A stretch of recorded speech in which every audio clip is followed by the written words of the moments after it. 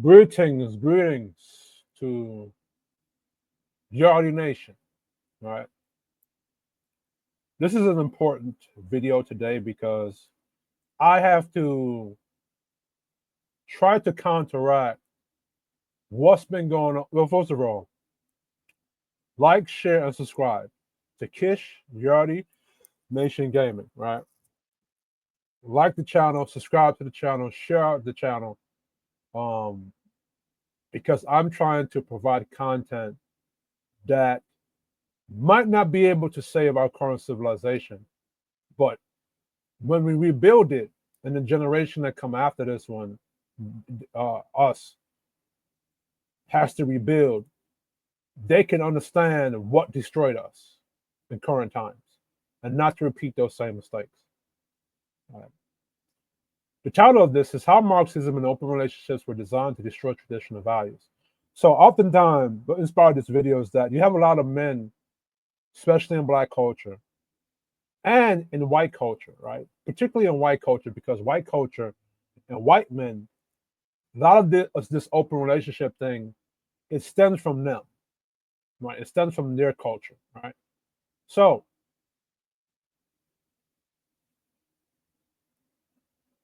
I have to tie this to Marxism because in my school of thought or thinking, when I was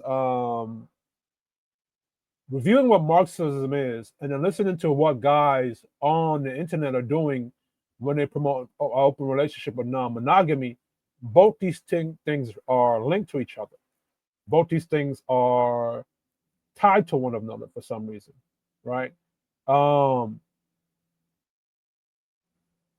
And I have to point it out because you have men in these spaces that are shaming other men into open relationships right now in order to turn the entire society of America that was built on traditional values and a traditional foundation to accepting open relationships, which is not going to be good.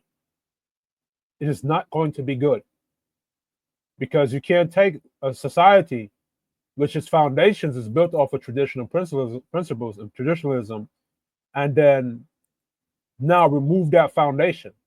Your society is going to topple or crumble. All right. So let's begin. Open relationships is a Marxist tool to destroy traditionalism. Right. These are some of the people that came up with this idea, and they were Marxists in their ideology. Right. William Reich, a psychosexual revolutionary from the 1930s to the 1950s, an Austrian philosopher, I don't know how to say that word, and a former student of Sigmund Freud, believed that sexual repression was the root of social oppression, especially under capitalism and patriarchy. See, there it is. See, Marxism, they don't like patriarchy and they don't like capitalism. Why is that? It's because patriarchy, it's the foundation of hierarchy, right? God, man, woman, and then child. Capitalism, what is that? That creates a class structure of hierarchy as well, right? And it's based on merit. You understand?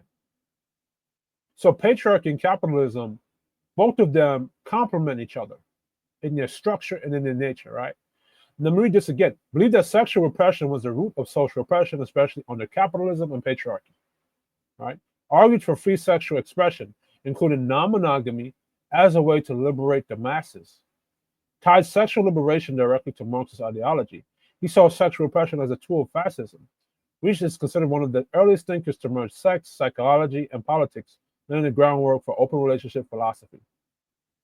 Now, a lot of Marxists, they like to use what I call philosophical babble, right?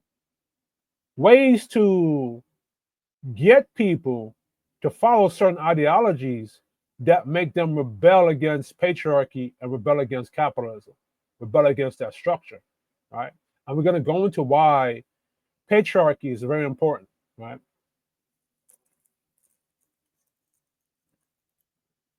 The free love movement, 19th century roots, 1960s explosion, began in the 1800s but exploded in the 1960s counterculture era. argued that love and sex shouldn't be bound by marriage, religion, or ownership. What does that remind you? Capitalism is for ownership. Marriage is part of patriarchy. Religion reinforces that, right?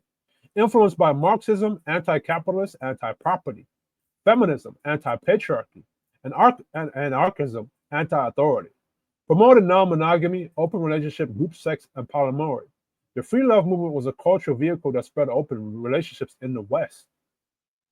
See, I'm showing you what these people were doing, right? Now, man, no, in a previous live, I said that the reason why men want y'all to be an open, certain type of men in society want the rest of the men to be non-traditional or non-monogamous, so they can have access to your women, access to your wife, and influence your girl. This is why they're against. This is why a lot of men would tell you, if that guy comes to approach your chick on the streets, he tell you to just let that rock or let it go. You're supposed to punch that nigga in the face because he's violating your space and he's violating the chick and he's disrespecting you. All right. So they're trying to disarm you men, so it's easier for them to have sex with your wife, and because that's why they call y'all simps. If you respond with violence, if they fuck your bitch or mess with your home, because they don't want to deal with that consequences. They want to make it easier to fuck people's wives or have sex with your wife unchecked by other men, right? Dr. Robert Rimmer. So let me explain that properly, right? It's like bulls on a farm or lions in the savannah, right? A bull on the farm, he's not going to make another bull come mess with his heifers or mess with his female cows. He's going to clash with you, right? So the fact that a beast in the field understand what it is to be a masculine male, but human beings, as far as when it comes to man, don't understand that. Obviously, if you have male bulls on a farm that's going to fight each other because one bull came over in my pasture to mess with my heifers, and that bull understands that he's violating my territory, why can't men who evolve understand that? Which they, right? Which they do understand. The whole object of the goal is to now make you traditional men adapt to open relationships so it can be easier for them to have access to your girl, right? Dr. Robert Rimmer, author of The Harvard Experiment, 1966, wrote a fictional novel that popularized the idea of students living in a sexual open co-ed dorms. Holy shit. The book was a cultural milestone for open relationships. Helped spark discussion in the American Academy and Psychology about non-monogamous lifestyles. Not a philosopher or scientist, but massively influential in spreading the idea through pop culture. This was in academia. This is a novel for students living on sexually open co-ed dorms. This is probably why a lot of your colleges who have Marxist training and Marxist influence, this is why a lot of sex and promiscuity runs rampant on those college campuses. I'm trying to show y'all what it is, right? George and Nana O'Neill, authors of Open Marriage, wrote the book that gave us the literal term open marriage. Meant it more about emotional openness at first, but readers took it as permission for sexual non-exclusivity. Their work mainstreamed the idea of sexual freedom within committed relationships. Ironically, the authors did not fully endorse sleeping with others, but their book was interpreted and twisted to justify it. 1960s to the 1970s, Marxist-inspired academia, Herbert Marcuse, a member of the Frankfurt School, wrote Euros and Civilization, blending Marxism with Freud's sexual theories, called for polymorphous perversity, where sexual norms would be completely liberated. Influenced the sexual evolution, which challenged marriage, gender roles, and monogamy. These thinkers believed that liberating sexual instincts was the key to ending social repression. Bottom line, William Reich, anti-patriarchy, father of sexual. This is a man that's anti-patriarchy, and it's always some French or German dude too. Promoted free love. Now, let me tell y'all something. These are weaker men of society that's seeking to destroy patriarchy because patriarchy gatekeeps the access to sex from the women.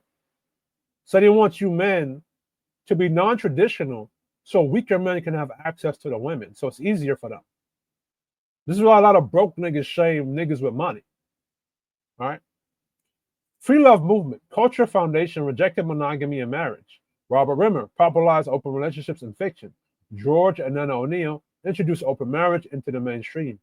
Herbert Marcuse, Frankfurt School, linked sex freedom and Marxist revolution. All right. Final thought. Open relationships were not born out of love. They were born out of rebellion. They are a philosophical attack on monogamy, family structure, patriarchy, and biblical morality. So when people promote open relationships today, they're echoing ideologies that came from sexual Marxism, not organic human development or ancestral tradition. Right? Open relationships are linked to Marxist ideology. Marxism seeks to dismantle traditional structures, patriarchy, male leadership, marriage, sexual exclusivity, and legacy building, family hierarchy, father, children, and legacy. Marxists believe that these institutions reinforce capitalism, inequality, and control. Because remember, the idea about Karl Marx is that capitalism creates some kind of inequality or it's unequal. And Marxism looks at the family hierarchy when it comes to marriage and patriarchy as the link or microcosm to capitalism. Because like I said earlier, capitalism and patriarchy, they are linked to each other. They complement each other, right? And the reason being why Marxist wants to remove these barriers is because it's easier for Marxists to influence people to rebel against stuff, right? It's easier for them to do that. It's very difficult for when you have a society that believes in patriarchy, that believes in family hierarchy and marriage. It's very difficult for them to whisper to the other person to rebel. It's a lot easier for them to do that, right? So when they talk about revolution or to revolt, they're really talking about revolting against structure and order, because what they want is actual chaos, right? And they believe that with chaos, they can control things. Because in a chaotic world, it's easier for people who are in power to dictate things and influence stuff, right? Or easier for the weaker people to do so. So let's get it. Marxist influence thinkers wanted to liberate sex. William Reich, Herbert Marcuse, and Frankfurt School openly argued that traditional sexual values were tools of fascism and oppression. Their solution: free love, polymorphous sexuality, and no private ownership over bodies or relationships. Sound familiar?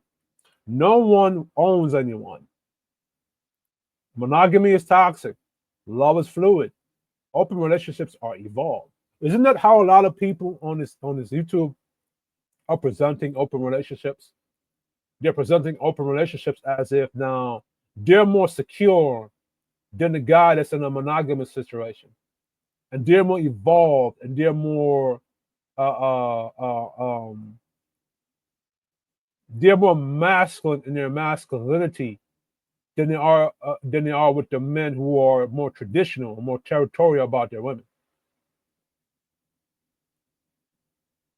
If that's the case, and you believe that, you wouldn't have to shame traditional men. You wouldn't have to use manipulation tactics like alpha or beta to manipulate men into thinking a certain way. You just advertise you and advertise your game and advertise what you think without shaming other people.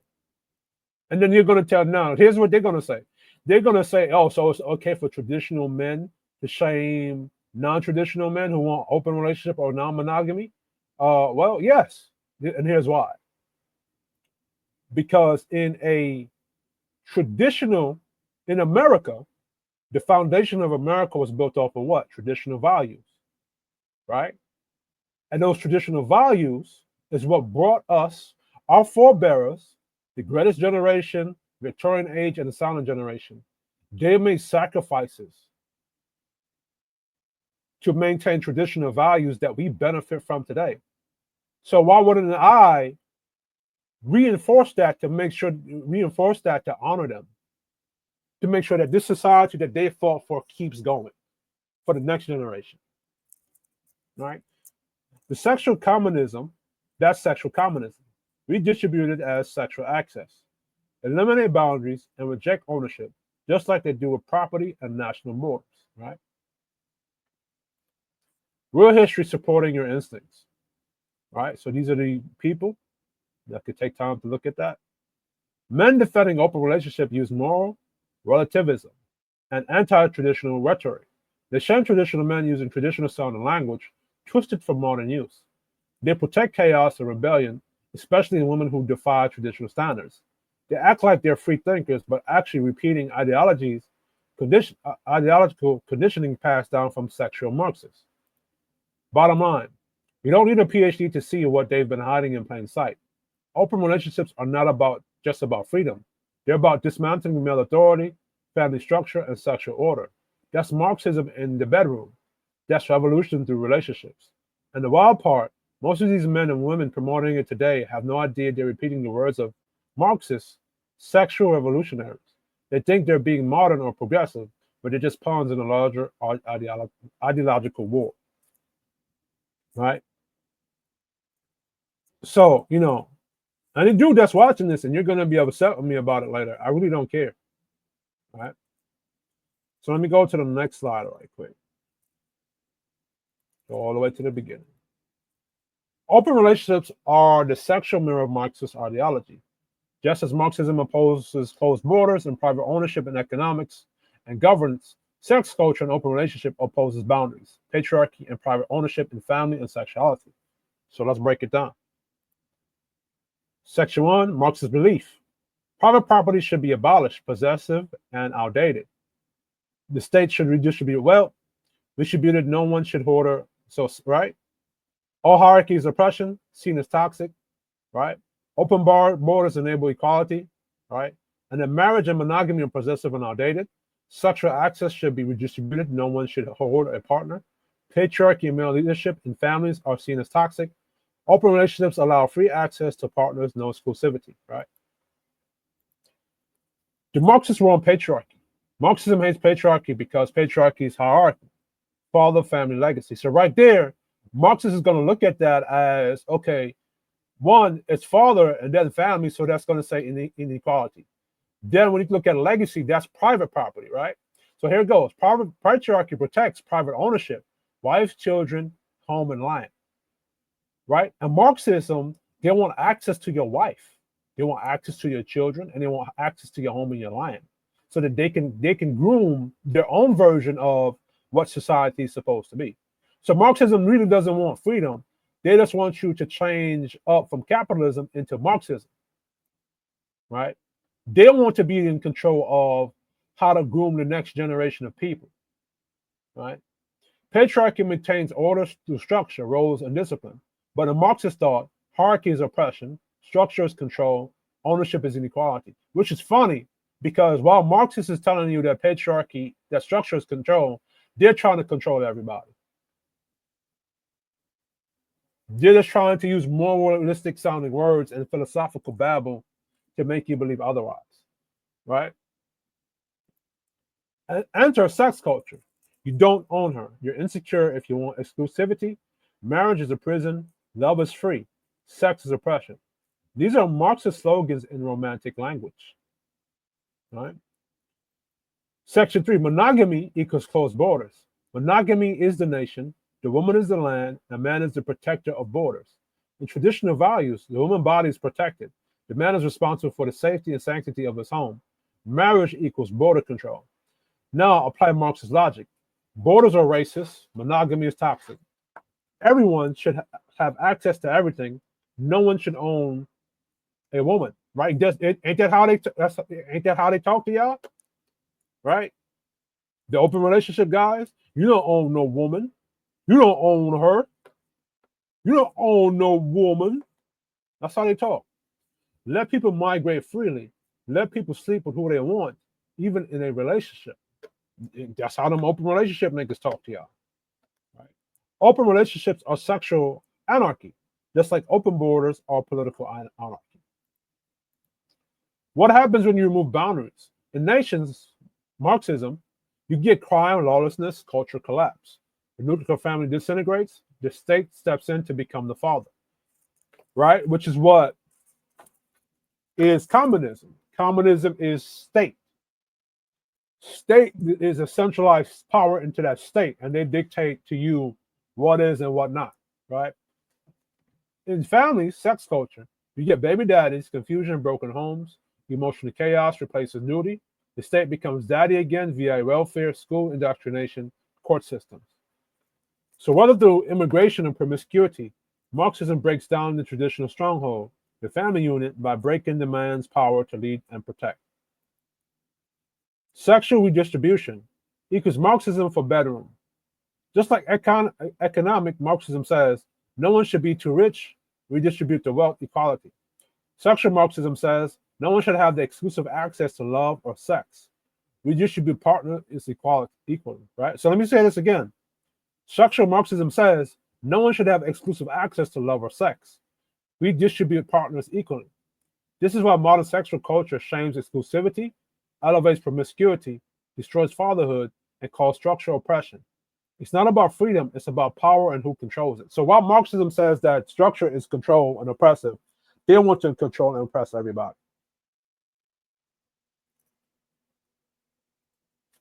Conclusion. Open relationships are not progress. They're ideological weapons rooted in Marxist rebellion.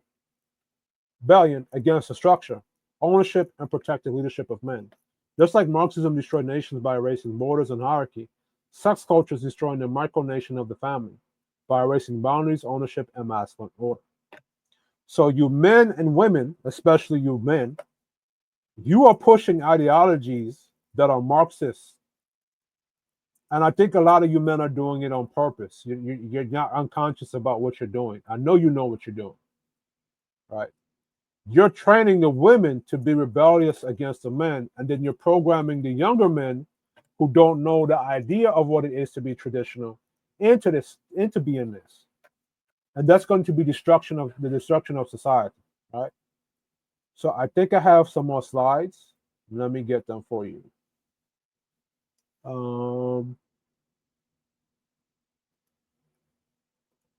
No, I think that's all for today. But yeah, that's all for today. I'm not gonna do. But yes, you know what I'm saying.